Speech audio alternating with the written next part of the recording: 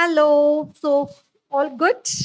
नया सिलेबस आ गया तो एकदम चहल पहल हो गई कि अरे नया मटेरियल आ गया, मई 25 के लिए तो नया मटेरियल एप्लीकेबल है, क्या क्या चेंजेस है, अरे मुझे तो पढ़ाई शुरू करना था पर अब ये नया मटेरियल आ गया वगैरह वगैरह। ओके राइट, तो ये वीडियो मैं रिकॉर्ड कर रही हूँ ये रिकॉर्ड करने के लिए कि क्या क्या चेंजेस आए हैं मई 25 के स्टडी मटेरियल में एज कंपेयर टू जो ओरिजिनल स्टडी मटेरियल था आईसीएआई का, है ना। तो जो स्टूडेंट्स होते हैं, जो विद्यार्थी होते हैं, जो चाहते हैं कि नहीं हमको तो हिंदी में सुनना बड़ा अच्छा लगता है तो सुन दो हिंदी में, क्योंकि पढ़ना तो इंग्लिश में पड़ेगा, है ना। क्योंकि बुक तो जो पढ़ोगे, जिस बुक से आप पढ़ोगे वहां पे तो इंग्लिश जो पढ़ने का पार्ट होगा वो तो इंग्लिश में करना होगा।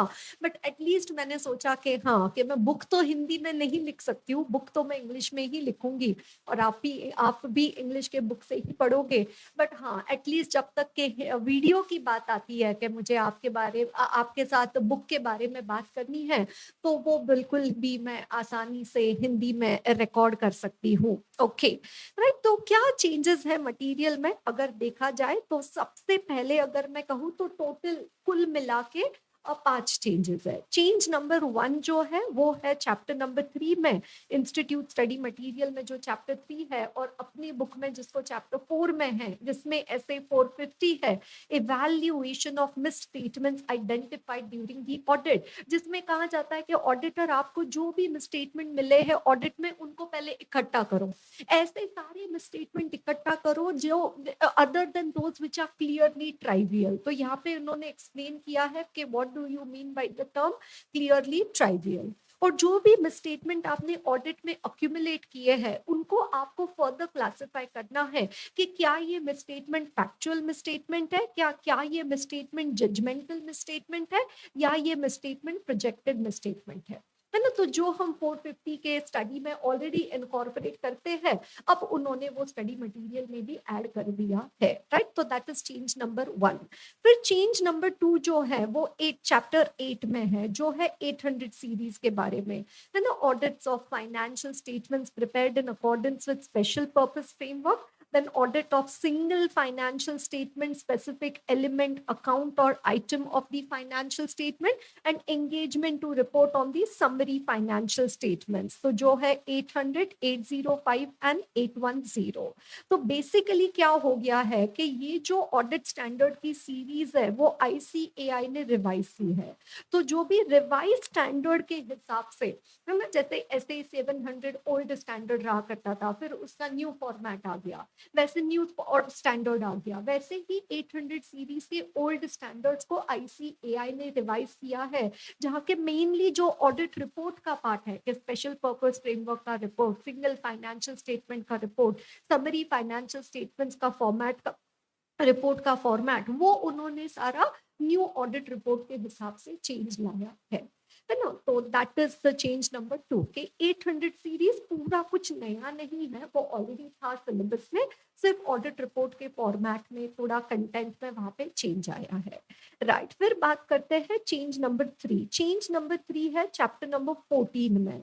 चैप्टर नंबर 14 जो है bank audit and NBFC audit, है ना। बैंक ऑडिट में हम लोग पढ़ते हैं audit of compliance with the SLR requirement, statutory liquidity ratio. Statutory liquidity ratio के लिए कंपनी को, बैंकिंग कंपनी को क्या कैलकुलेट करना पड़ता है, उनकी demand and time liabilities on 12 और डेट्स नॉट बीइंग फ्राइडेज, है ना। तो ये जब डीटीएल का कंप्यूटेशन होता है, इसमें कुछ आइटम्स इंक्लूड होते हैं और कुछ आइटम्स एक्सक्लूडेड होते हैं। इसके ऊपर इंस्टीट्यूट को एमसीक्यू पूछना भी बहुत पसंद है। तो ये जो लिस्ट है ऐड और लेस की, ये लिस्ट में चेंज आया है। और दूसरे जो ऑडिट प्रोसीजर्स है एसएलआर के as an auditor what are the audit procedures you perform, वो ऑडिट प्रोसीजर्स में भी चेंज आया है।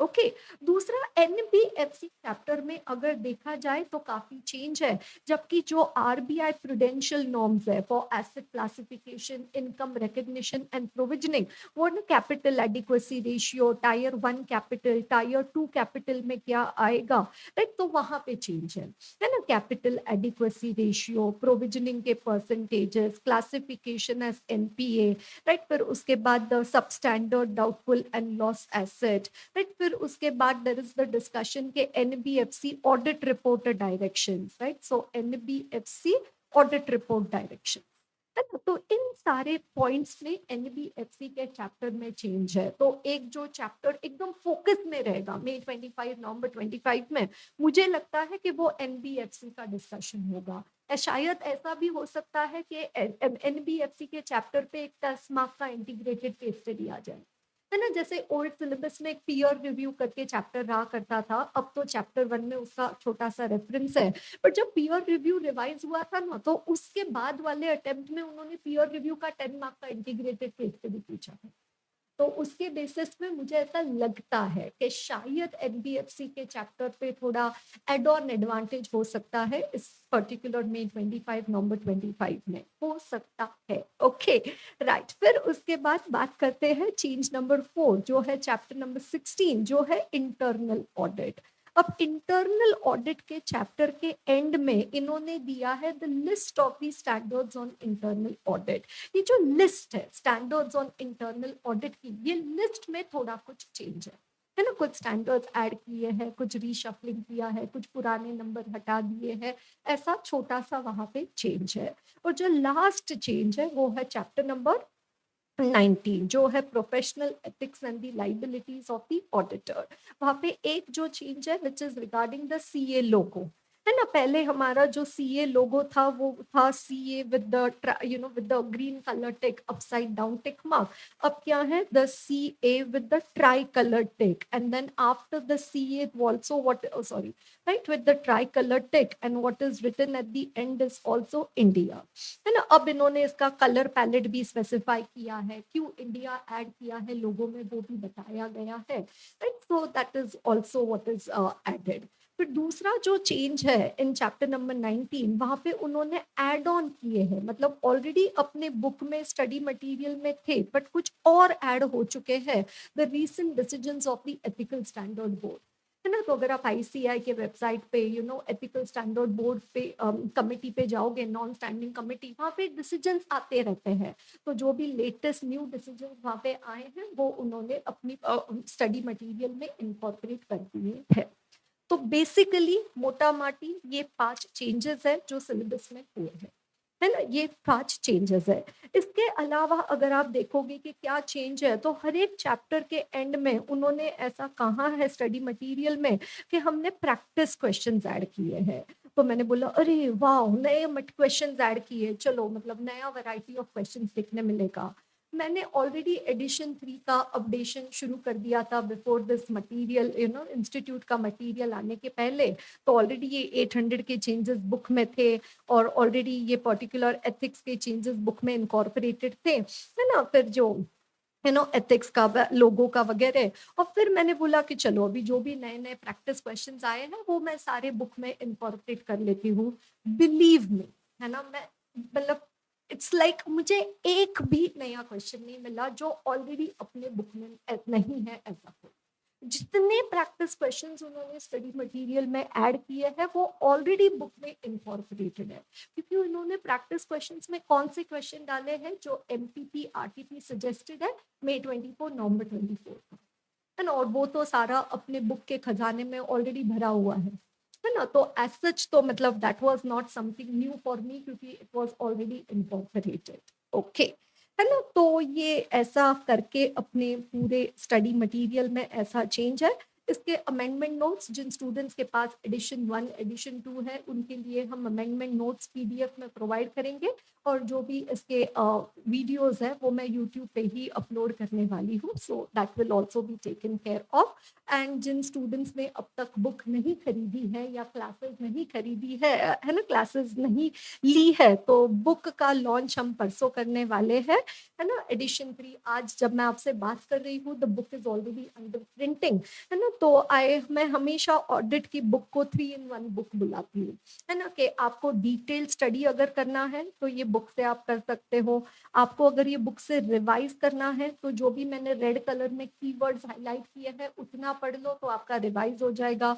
और आपको जो भी मतलब 2000 से लेके 2024 मतलब 1996 या जो भी, है ना, आज तक इंस्टीट्यूट के इतिहास में जो भी क्वेश्चंस एग्जाम में आए गए हैं या जो भी लेटेस्ट क्वेश्चंस है वो सारे अपने बुक में इनकॉर्पोरेटेड, है ना, तो it also works as a scanner कि मुझे कंसेप्ट तो समझ गया, बट अब इसका इंस्टीट्यूट क्वेश्चन कैसे पूछेगी, तो all that has already been incorporated. That's why I call it as the SRS, right? Study, revise and scanner, the 3 in 1 book, है ना, जिसका हमारा मॉड्यूल 1 है और मॉड्यूल 2 है ना. मॉड्यूल 1 है जिसमें अराउंड दोनों मॉड्यूल मिलके अराउंड 650 प्लस पेजेस है. मॉड्यूल 1 में we have chapter number 1 to 11, जो बेसिकली क्या है, engagement and quality control standard. इसके अलावा risk assessment, internal control, CARO and reporting under the companies act 2013, है ना. ये कंटेंट है मॉड्यूल 1 का. और जो मॉड्यूल 2 है उसका कंटेंट है चैप्टर नंबर 12 to 19, है ना. 12 वगैरह वो अपना सारे गमा, जैसे अपना होता है डा, फिर गा, फिर बा, फिर ना, आपको पता है ये digital auditing and assurance, group audit, bank audit, NBFC audit, फिर है पीएसयू ऑडिट, तो उसे हम बोलते हैं पा. फिर IA, that is internal audit. Then you have the फा, which is due diligence, investigation and forensic accounting. फिर है ESG and the SDG assurance. And last one है professional ethics and the liabilities of the auditor, है ना. तो ये है module 1 and module 2. और मॉड्यूल 3 जो है वो है एमसीक्यू कंपाइलर.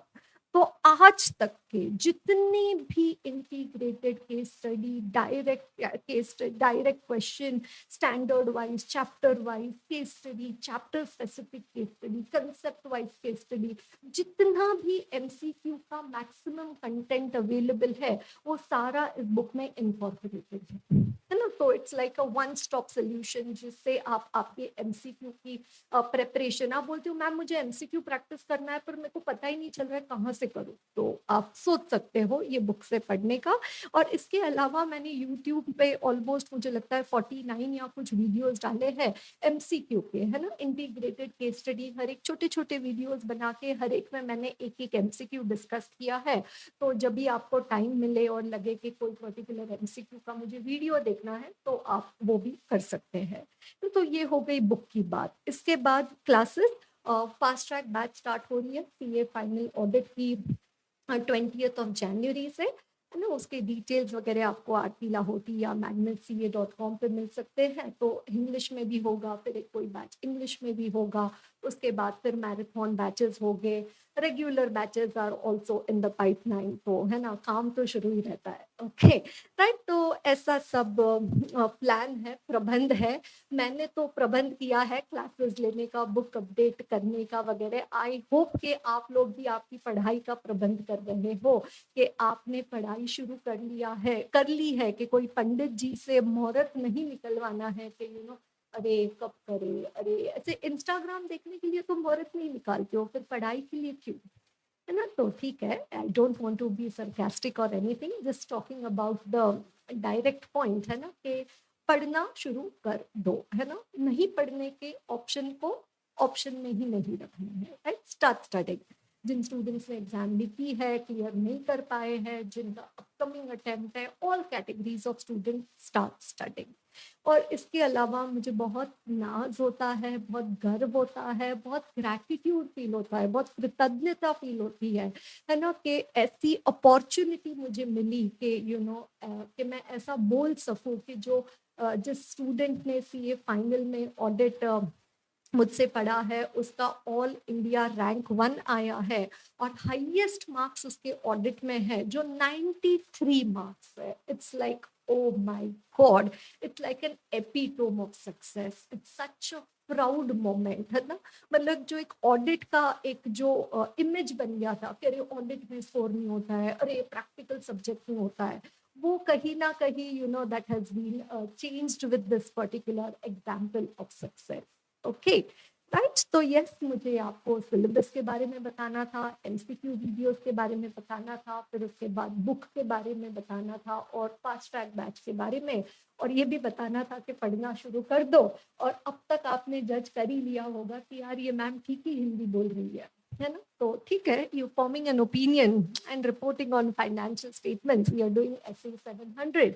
हाँ, तो मतलब जो इधर उधर की बातें हैं वो हम हिंदी में कर सकते हैं, पर जो टेक्निकल बातें हैं, जो सब्जेक्ट के रिलेटेड है, that we have to study it in English, क्योंकि फिर वो टेक्निकल टर्म्स दिमाग में बैठ जाए तो फिर हम लोग एग्जाम में कोई भी क्वेश्चन आते हैं तो फिर मतलब बहुत ही अच्छी तरीके से हम लोग इसको एड्रेस करके आंसर कर सकते हैं, है ना। तो that's what is happening, like you know institute का नया मटेरियल आया, उसके बाद थोड़ा मुझे टाइम लग गया वीडियो अपलोड करने में, बिकॉज ईयर एंड था, so I was on vacation, so but ठीक है, फिर से मैं काम पे आ गई हूँ, है ना। तो आई होप कि आपके जो भी डाउट्स या एंटिसिपेशंस थे regarding the new syllabus, those have been taken care of by this video. बाकी आप जो भी आपके मन में thought आ रही, thought is coming, you can share it in the comments, and you know that gives me the direction of developing a connect with the Gen Z students. Okay,